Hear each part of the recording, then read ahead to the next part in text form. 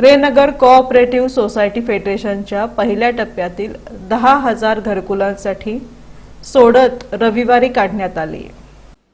पंतप्रधान आवास योजना अभियानांतर्गत जगातील सर्वात मोठा अभिनव असा एकमेव सोलापुरातील 30,000 असंघटित कामगारांचा पथदर्शी महत्वाकांक्षी गृहनिर्माण प्रकल्प रेनगर कोऑपरेटिव्ह हाऊसिंग सोसायटी फेडरेशन मौजे कुंभारी तालुका दक्षिण सोलापूरच्या वतीनं 9 ऑगस्ट रोजी हस्तांतरित करण्यात येणाऱ्या पंतप्रधान अभियानांतर्गत अंतिम मंजुरी मिळालेल्या घरकुलांच्या पहिल्या टप्प्यातील 10,020 पात्र लाभार्थ्यांना राष्ट्रीयकृत बँकांकडून गृह कर्जासाठी घरांची सोडत लोकशाहीर अण्णाभाऊ साठे यांच्या जयंतीनिमित्त रविवारी रेनगर दोड्डी रोड मौजे कुंभारी इथं रेनगरचे मुख्य प्रवर्तक तथा माजी आमदार नरसय्या आडम यांच्या अध्यक्षतेखाली प्रातिनिधिक स्वरूपात पार पडला। प्रारंभी प्रास्ताविक यूसुफ शेख मेजर यांनी केलं। ये उन गरीबों का आशियाना है जो जिंदगी में कभी सोच नहीं सकते कि अपना खुद का मकान बना सके।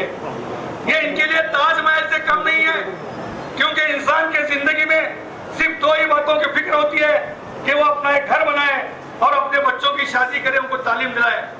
लेकिन आज आदरणीय प्रधानमंत्री नरेंद्र मोदी जी ने जो सपना दिखा है गरीबों के लिए, उस सपने को पूरा करने के लिए कौमे आलम मास्टर ने अपनी जी जान एक कर दिया। इसको बनाने के लिए जो संघर्ष भरा जो रास्ता है वो हमारे अध्यक्ष भाषण में कौमे आलम मास्टर साहब करेंगे, क्योंकि बड़ी तकलीफों के बाद हमने इस मुकाम पर आज पहुंचा हुआ है। किसी ने क्या खूब कहा है, फलक को जहां शौक है बिजलियां गिराने का, और हमें भी शौक है वहीं आशियां बनाने का। Advocate M H. शेख आणि रेनगर फेडरेशनच्या चेअरमन नलिनी कलबुर्गी यांनी प्रकल्पाची माहिती दिली। आजच्या या दिनानिमित्त आपण ज्या उत्साहानं साहसानं हा प्रकल्प करतोय, त्याच दृष्टीनं या सोलापूरच्या विकासाकडे आपण सगळ्यांनी लक्ष देण्याची गरज आहे। माझ्या माहितीप्रमाणे आज जाहिरात आलेली आहे। आपण सर्व पक्षांच्या आमदारांनी आणि खासदारांना लोकप्रतिनिधींना या कार्यक्रमाला बोलावलेलं होतं आणि यामध्ये अपेक्षा होती की त्यांनी यावर काही अडचणी असतील, कदाचित आलेले नसतील। सोलापूर शहरामध्ये जर याचा विकास करायचा असेल तर पायाभूत सुविधा असणं आवश्यक आहे। आपल्या नंतर औरंगाबाद सारखं शहर पार जालन्यापर्यंत औद्योगिकरण झालेलं आहे। आपल्या नंतर नाशिक सारखं शहर प्रचंड मोठं औद्योगिकरण त्या ठिकाणी झालेलं आहे आणि तिथली मुलं बाहेर जात नाहीत, दुसऱ्या गावातली मुलं त्या ठिकाणी येतात। एक ट्रेड युनियनचा कार्यकर्ता म्हणून मला अपेक्षा आहे, महाराष्ट्राचं नेतृत्व करताना मला अभिमान वाटतो सोलापुराचा। अनेक काळापासून सोलापूर हे औद्योगिक क्षेत्र होतं, गिरण्यांचं शहर होतं, ते आज भकास होण्याच्या मार्गावर। जे घर आम्हाला मिळत आहे, आता त्यांनी सांगितलं की घर म्हणजे स्वप्नातलं एक घर असतं आपलं। काय म्हणतात, स्वप्न में घर म्हणलं तर एक जन्नत।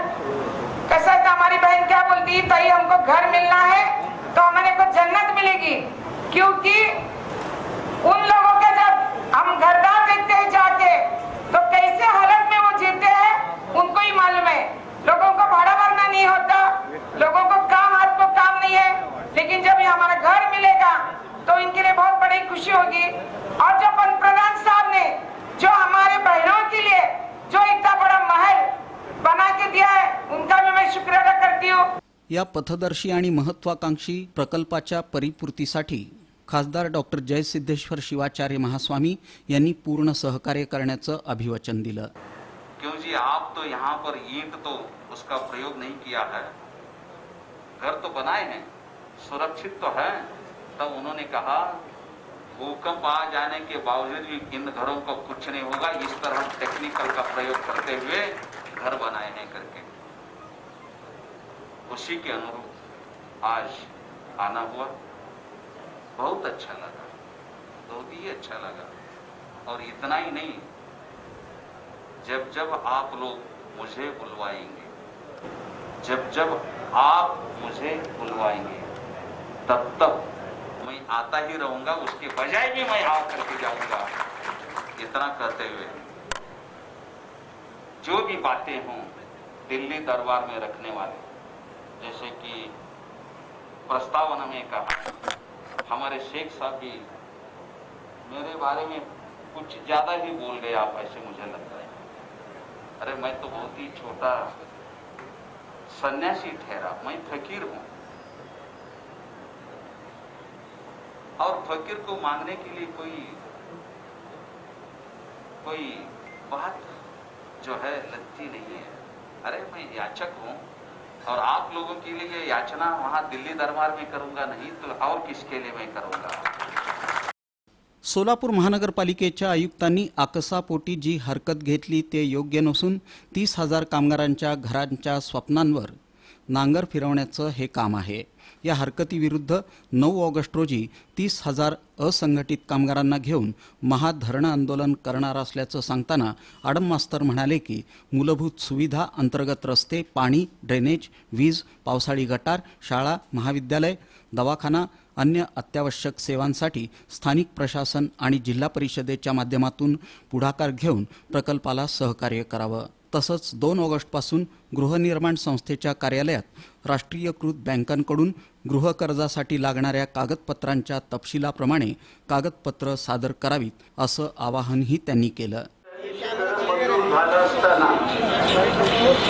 केंद्र आणि राज्याचे 200 कोटी रुपये आला असताना या ठिकाणी 8,000 घरांचा प्रोग्रेस चालू असताना त्यांनी माडाला मनाई हुकूम द्या असं म्हटलेलं आहे। सगळ्याला माझी विनंती राहणार आहे, 9 तारीख एक क्रांती दिवस आहे। सकाळी 10 वाजता इंद्रभवनवर 30,000 लोक यायचे आहेत। जोपर्यंत त्यांनी स्थगितीचा अर्ज दिलेला आहे, मनाईचा अर्ज दिलेला आहे, तो अर्ज परत घेतल्याशिवाय घरी जायचं नाही। सगळ्याला माझी विनंती आहे, 9 तारखेला सकाळी 10 वाजता चलो इंद्रभवन, कोणी घरी जाता कामा नये। नवी मुंबईच्या धर्तीवर या परिसरात नवीन महानगरपालिका निर्माण होईल असा विश्वास आडम मास्तर यांनी व्यक्त केला। ते स्वप्न आहे पुढे, आणि एवढं आहे कसं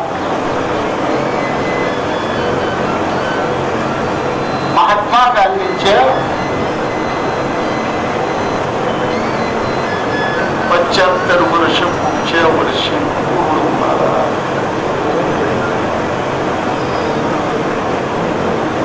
9 ऑगस्ट 2022 ला आकाश पाताळ एक होता, किती लोक चढवे होते, आज मुलांना चढवे मला।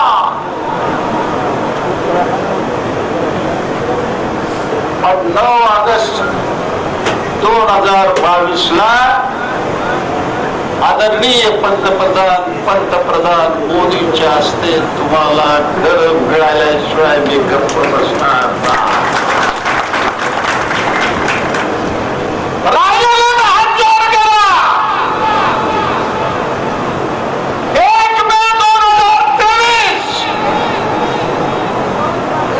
त्यानंतर 2 ऑक्टोबर महात्मा गांधींची जयंती 2023 ला राहिलेलं 10,000 असं 30,000 घर या कुंभारीच्या माळरानामध्ये होईल। 10,000 बुधुताईंचे 30,000, नगरचे 5,000, मीनाक्षीचे 5,000, आपल्या महासाहेबाचे, इतर लहान मोठ्या अशा सोसायट्या आहेत। असं जवळजवळ 70,000 घराचं 3.5-4 लाखाची वस्ती होईल। एक नवीन महानगरपालिका या ठिकाणी होईल।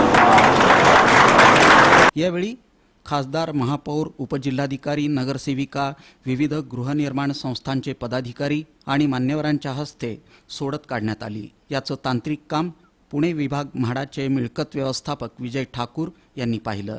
व्यासपीठावर महापौर श्री कांचना यन्नम, गजानन गुरव, विजय ठाकूर, अण्णाराव बाराचारे, रे नगर फेडरेशनच्या चेअरमन नलिनी कलबुर्गी, नगरसेविका कामिनी आडम, रे नगर सचिव Yusuf Shaikh major, advocate M H. Shaikh, Mahadev Kognur, Siddhappa Kalshetti, Nasima Shaikh, Kurmayya Mhetre, Muralidhar Sunchu, Gajendra Dandi, Yashoda Dandi, Vijayalakshmi Maheshan, Virendra Padma, Lata Sarangi, Laxman Mali, Shankar Gaddam, Sandeep Jevare यांची उपस्थिती होती. सूत्रसंचालन आणि आभार प्रदर्शन अनिल वासम यांनी केलं.